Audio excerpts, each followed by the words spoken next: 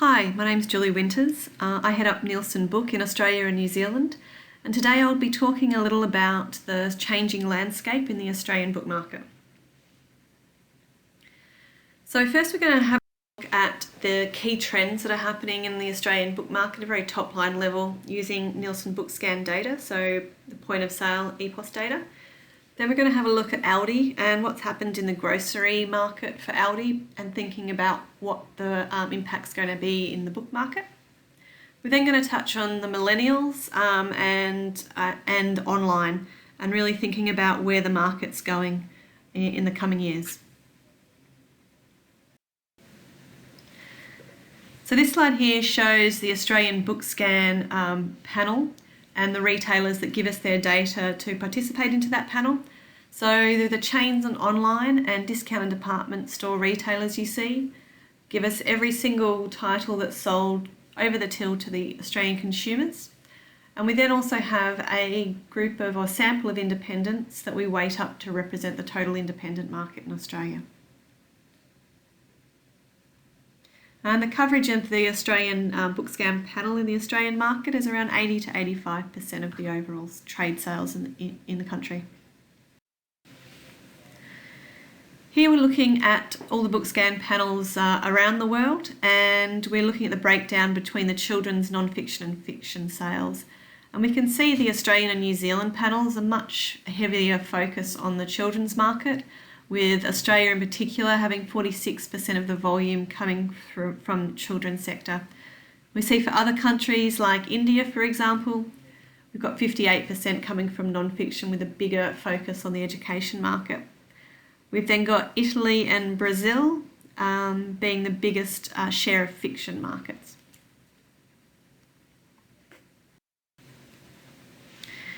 Here we're looking at the annual trend in the Australian market of the volume and value sales overall. We can see that the volume sales are in the blue bars and the value is in the purple line. We can see what happened in 2010 with the decline in 11 and 12 as Borders and Angus and Robinson, two major book chains in the Australian market, went bust, and we can see those sales coming out of the market. In 2015, we then had the colouring book trend, and we've actually broken that out a little bit there with the black bar, so you can see how big that was in terms of the impact. In 2016, we tracked 53 million sales of books in the Australian marketplace, and that was actually down on 2015 by 3.5%. However, if we back out those colouring books, it was actually flat year on year. In terms of value, we tracked almost $1 billion worth of sales through the Australian industry in 2016. That was flat year on year, but again, if we back out those colouring books, we actually would have seen value sales in the market increase by 3.7%. The average selling price of a book in Australia is just over $18, which is up slightly in 2016, primarily due to a few big hardback books like Harry Potter. And we tracked over 560,000 different ISBNs in the marketplace. So we often talk about the bestsellers, so the top 10s in different categories, but we do collect the sales of every single item that goes through a till. So even if a book's only sold one copy, we still collect that so we can understand and analyse the trends and the categories and what the impacts are in the market. Here we've broken down the Australian market by the key channels. So we've lumped in chains and online together because there's not quite enough within each of those to split out without exposing some of the bigger retailers. So those two groups together make up almost 55% of the Australian market, and they were in growth in 2016 by 3%. We then have the independents holding just over 26% of the marketplace and again in growth in 2016. The key area of decline in the Australian marketplace in 2016 was actually the discount and department stores, down by 4.6%. And this was really due to the dominance of their sales in colouring books in 2015. So that's really just colouring books backing out of the market.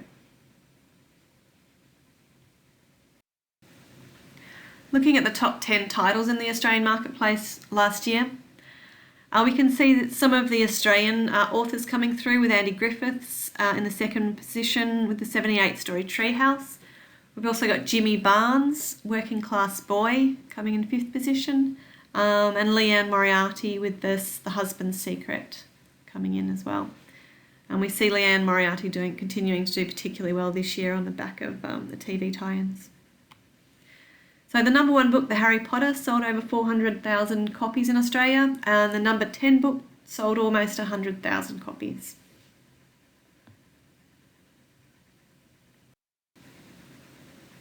Okay, so now we're going to have a look at a couple of grocery trends, focusing on ALDI. And the reason we're really going to focus on ALDI is because they've become a lot larger in terms of book sales in the last year to 18 months. So really wanting to have a think about what we can learn about them as a retailer, to think about what the impacts are going to be for the book industry. So ALDI launched in Australia in 2001, and it now holds in the blue there, along with Woolworths and Coles. It's the 3rd largest retailer in the market in Australia in terms of grocery sales, and holds just under 10% of the value share within Australia. We often talk though just about the Eastern Seaboard, because this is where ALDI started and holds a strong position. So in the Eastern Seaboard, ALDI holds 12% of the market, and is continuing to grow. This looks at the shopper data, just focusing on those top 3 retailers, Woolworths, Coles and ALDI. We can see that almost half of Australians shop across all 3 outlets now. One of the key differences of ALDI in Australia versus the models globally is that in Australia they've actually taken in brands.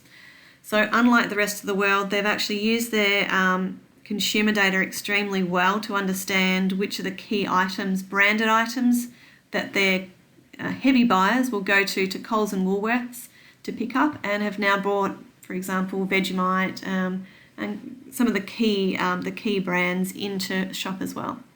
So overall, ALDI's share of branded items is around 22%, and we see their brands are seeing strong growth through ALDI.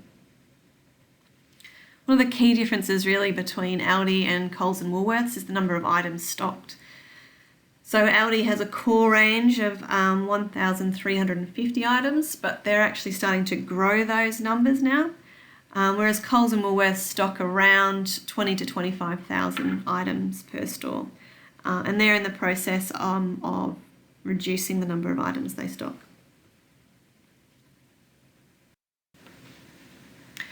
So previously, ALDI has grown through opening stores, and also from stealing share and households and buyers from Coles and Woolworths.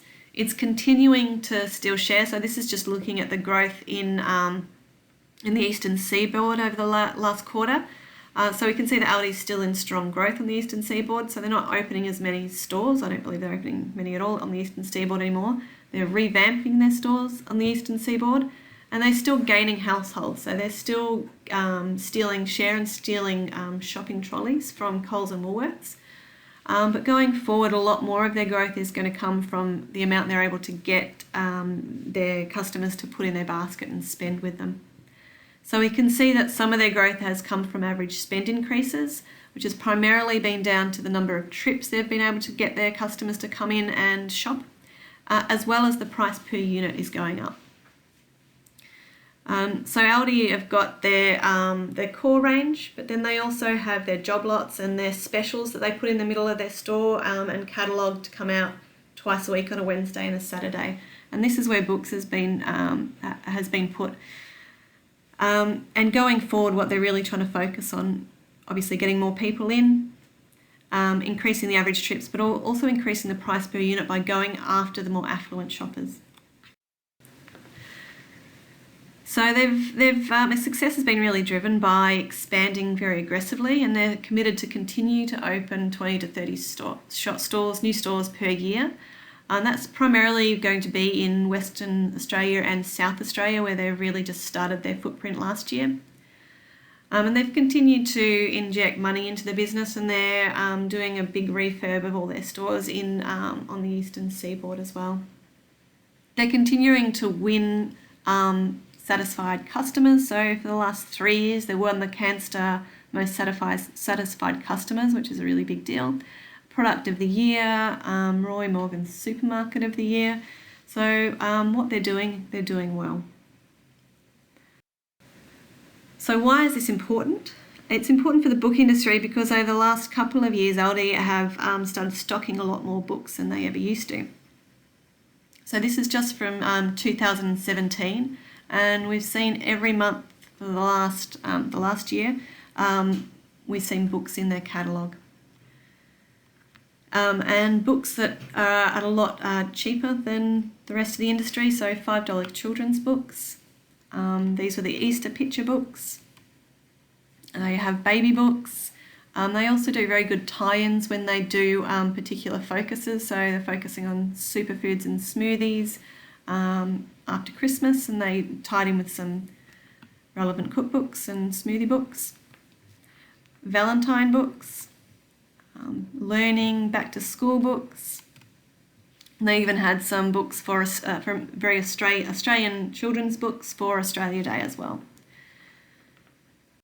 So what are ALDI good at? So what we know about ALDI is that they really over-index with their family demographics. And obviously that's important for those children's books, and that's how they're bringing those customers in, is getting it right and understanding what products those particular consumers enjoy. The other thing that ALDI, under-index in is those more affluent buyers. So unlike Coles and Woolworths, who will bring in those more affluent buyers, ALDI are now starting to go after that by changing their product range to appeal to them. So things to consider for ALDI. Innovation is really key for them around packaging and the types of products they have. They're also very keen, and we saw this in some of the books that I showed in the last couple of slides, is the local products are really important to them, and understanding the local market and targeting what the locals really want, as well as keeping to trends. So thinking about if ALDI start rolling out this model globally, or if you're approaching ALDI in Australia, understanding what the local trends are and being able to showcase that to ALDI will be important. They're also very big on in-store experience and their value equation, which is around quality and utility as well as price. They also talk a lot about market share and the heavy, medium and light and lapsed buyers. So if you could potentially show that your products will bring in those lighter buyers that they're going after, that would be a big win. As well, potentially you could talk about growing a heavy ALDI buyer basket spend by showcasing that your products are something that the heavy ALDI buyers are interested in. And again, this is the type of data that Nielsen does, not within Nielsen Book, but within other divisions.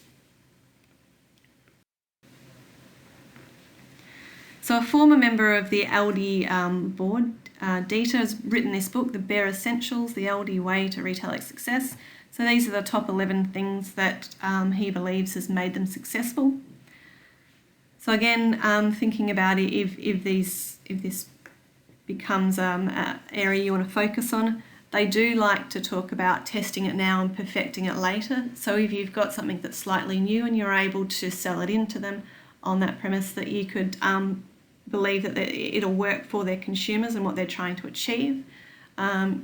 Keeping it simple and testing now and perfecting it later is important for them. They're also really big on ethics. So they believe that ethics have a role in their business, and that ALDI is an ethics-based business. And it's around being fair to their suppliers and helping improve their best business as well as their own.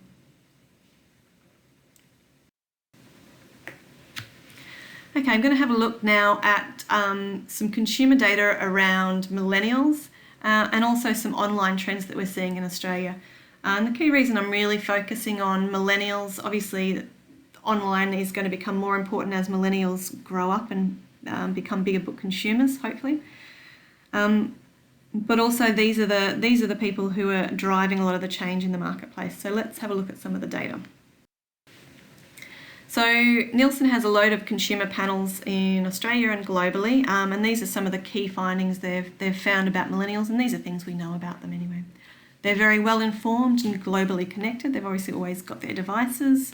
They're on the go and demand convenience. They're used to getting things and used to getting them now.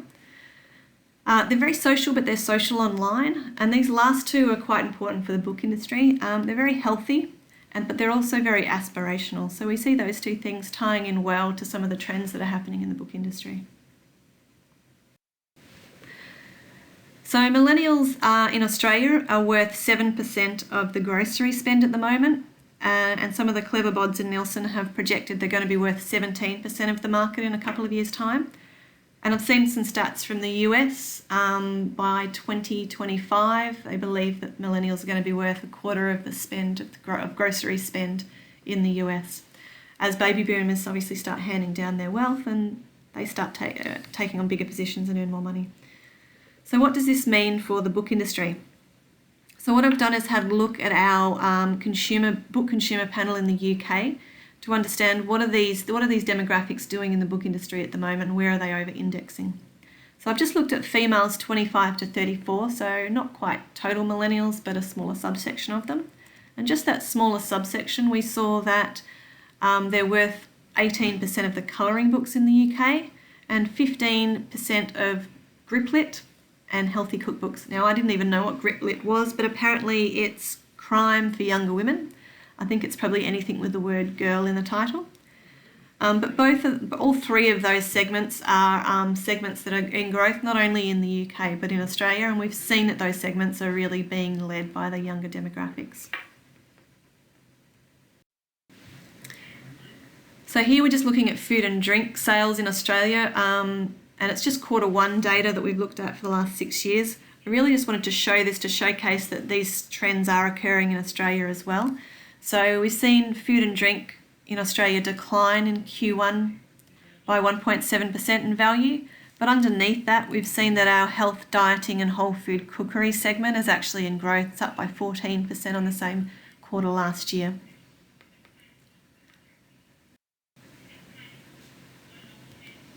So what else do we know about millennials and their attitudes towards books? So again, this is going back to our consumer panel in the UK and just looking at that smaller subset of females 25 to 34. So we know they unsurprisingly really, over-index in purchasing books online. And around half of their purchases are print books and half are ebooks. So again, thinking about that demographic growing up, they're going to be taking those trends with them and potentially growing the ebook format overall. And we know that ebook as a format has stabilised slightly over the last year in the UK and the US, but potentially as this demographic grows older and continues their habits, they will continue to buy more ebooks. So 40% of them read crime and thriller, and they're into general fiction. I think this was one of the key findings I found quite useful from this data, was that recommendation and review is the highest method of discovery for this group. So unlike older demographics who will find an author or a series they're interested in and buy it religiously, this demographic is much more adventurous and will try new things based on their friends or people that they follow, celebrities that they like, recommending things or reviewing them. And unsurprisingly, they under-index in browsing and reading an author or a series. So basically, if you don't keep them interested, they will move on to the next new trend. And this ties in with that aspirational feeling that the millennials have, that they want to make sure that they're aligned with what's going on within their friendship groups. Like most of us, they don't read newspapers anymore, but I found it very interesting that this demographic actually over-index on most book sources and cultural activities. So that's obviously quite positive for us as an industry going forward, that this group is actually interested in books and interested in cultural experiences. So in Australia, there is the potential of Amazon coming into our marketplace, and we had an omnibus survey go out to the market in March this year, and it came back saying that half of Australians plan to buy books from Amazon if it comes to Australia.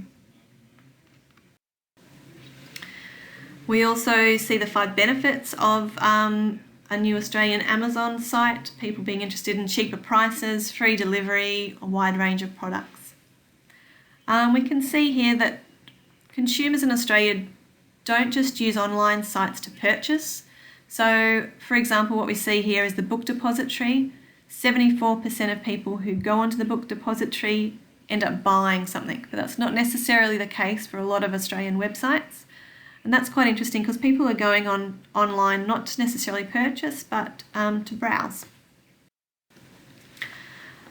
So this is some data we do in Australia, a connected consumer report, where we talk to a load of Australians and a load globally. We do this study globally once a year, really to have a look at online habits and media habits primarily.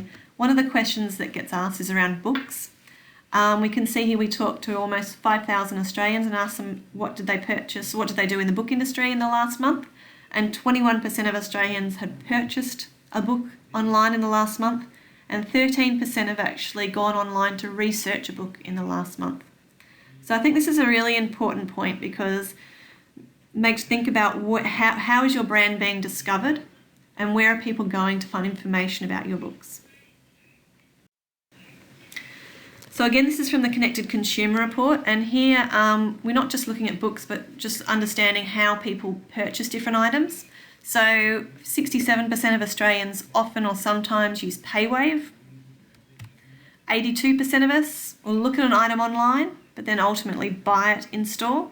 So again, this comes down to where are people going to look for information on your products, and thinking about potentially how you can get in front of them when they are looking for a book on food and drink, and how do you get your product in front of them at the right time.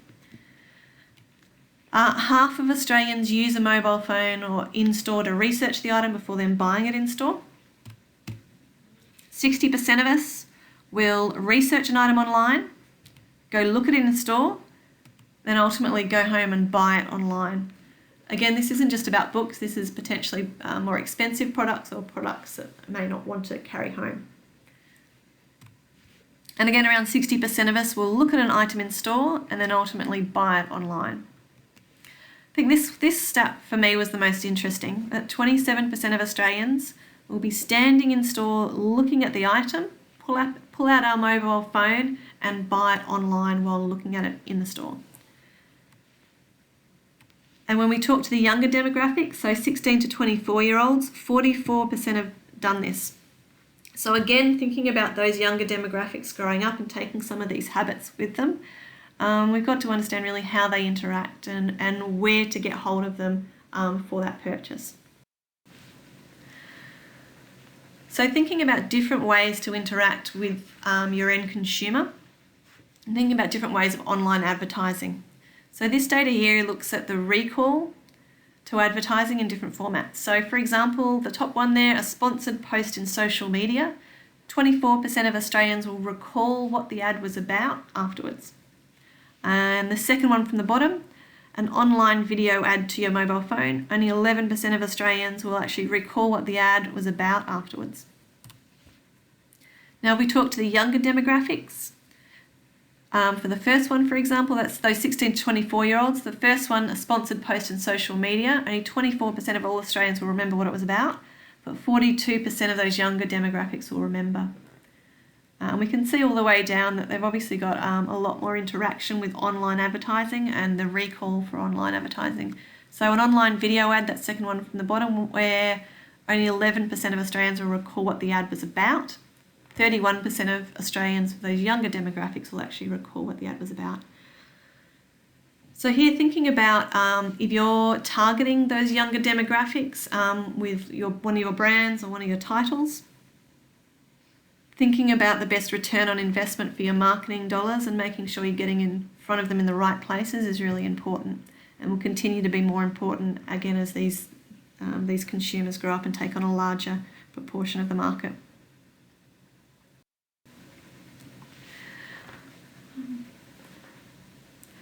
Another big thing in the Australian marketplace that's sort of just hitting now is geo-marketing or mobile proximity marketing, where you take your mobile phone and as you're walking past a store, you get a push notification to your mobile phone saying, come in store, I'll give you 10% off a book, or come in store and I'll give you a free coffee. So only a quarter of Australians have ever received this type of marketing. But when we talk to them via this study, 35% of Australians will actually be really open to receiving this sort of information and advertising. And anyone under 44, around half of us would be open to receiving this type of information.